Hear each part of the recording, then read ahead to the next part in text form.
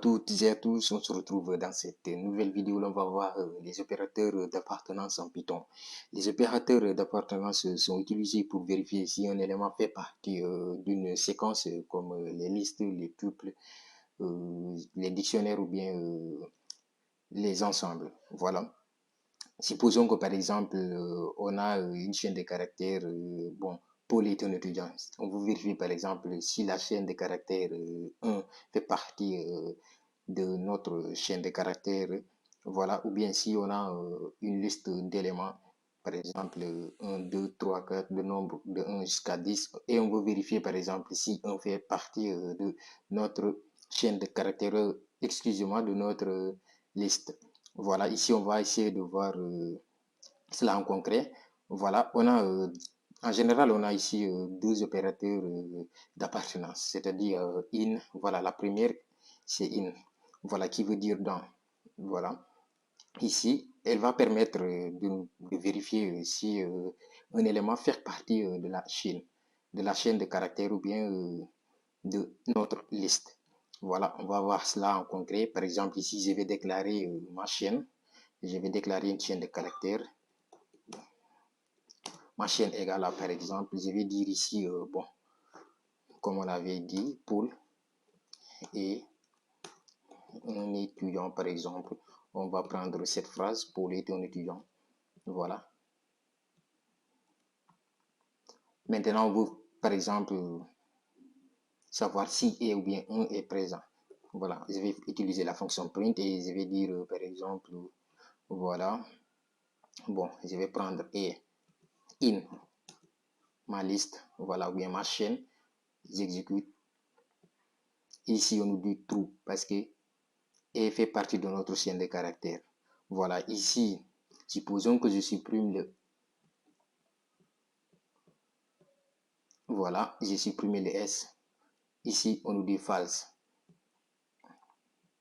Ce et là ne fait pas partie. Je vais revenir ici. Supposons que maintenant, je vais supprimer le S là. Voilà, qu'est-ce qu'on aura ici? On va avoir true. Voilà, après, je vais vous dire pourquoi. On a ici true. Parce que cette fois-ci, il ne fait pas la vérification dans cette chaîne de caractères. Il va le faire, bon, d'habitude même, normalement, il fait dans toute la chaîne de caractères. Voilà. Comme moi, j'ai pris ici l'exemple de et. Voilà. Ici, quand il va faire la vérification, voilà, il va venir ici, dans cette chaîne de caractères, il va voir que ici, il y a un T collé. Voilà. Et il va dire que ET, ce E là, fait partie de notre chaîne de caractères. Donc, c'est pour cela qu'il nous renvoie ici un trou. Voilà. Ici, je vais continuer en sélectionnant, en choisissant un autre exemple. Par exemple, je vais utiliser ma liste. Je vais déclarer une liste. Si je déclare par exemple une liste, je vais dire égal. Bon, après cela, je vais mettre les éléments à l'intérieur. 1, 2, 3.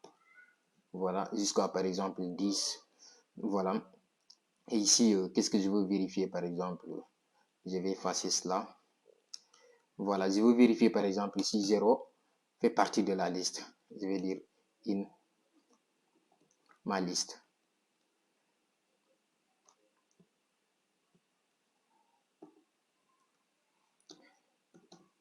Voilà, je vais enregistrer, j'exécute. On nous dit false parce que 0 ne fait pas partie ici de notre liste. Voilà. Si je vais sélectionner par exemple, 2, si j'exécute, cette fois-ci on a un trou parce que 2 fait partie de notre liste. Ici on peut utiliser par exemple d'autres structures de données comme je dirais, les tuples. On peut avoir aussi les tuples.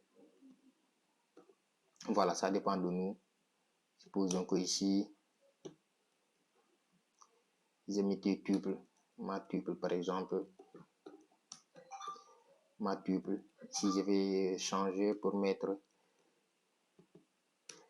ma tuple, ça sera la même chose. On peut faire des tests avec des dictionnaires ou bien des ensembles. Ça dépend de vous, quoi.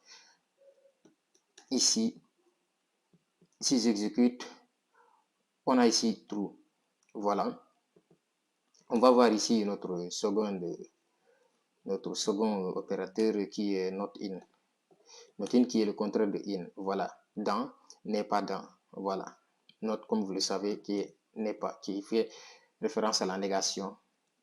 Voilà. Ici, je vais laisser toujours les chaînes de caractères.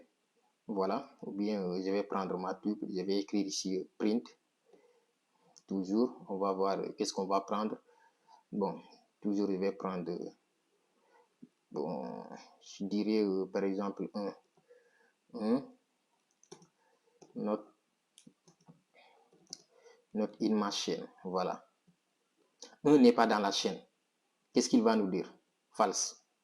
Il va nous dire false parce que 1 fait partie de la chaîne. Voilà. Ici, on a false parce que 1 fait partie de notre chaîne. Supposons que par exemple, ici, je vais mettre 1 avec un M. Voilà. Ici, on nous dit true parce que 1 avec un M ne fait pas partie de notre chaîne de caractères.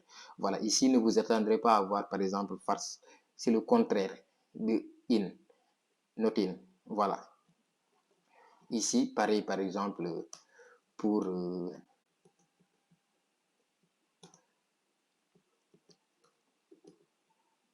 ma tuple, voilà, si j'exécute, il nous dit false. Voilà. Est-ce que 1 ne fait pas partie de cette liste-là? Bien sûr que 1 fait partie de notre liste. Donc, c'est pour cela qu'il nous dit que faux, 1 est présent, est bel et bien présent dans notre liste. Voilà. Je vais utiliser un autre nombre qui n'est pas ici ou bien chiffre. Voilà, ici, j'ai 0. On nous dit cette fois-ci false. True, autant pour moi, parce que 0 ne fait pas partie de cet ensemble. Voilà, c'était tout pour cette vidéo des opérateurs d'appartenance. Voilà, on s'arrête ici et on se retrouve à la prochaine. Il faudrait savoir en résumé que ces opérateurs sont généralement utilisés pour effectuer des tests d'appartenance sur des structures de données. Voilà, sur des structures de données pour contrôler les flux du programme en fonction de ces tests. Voilà, on s'arrête ici pour cette vidéo des opérateurs d'appartenance. N'oubliez pas de liker la vidéo, de vous abonner et d'activer la cloche de notification pour ne rater aucune de nos prochaines vidéos. Ciao!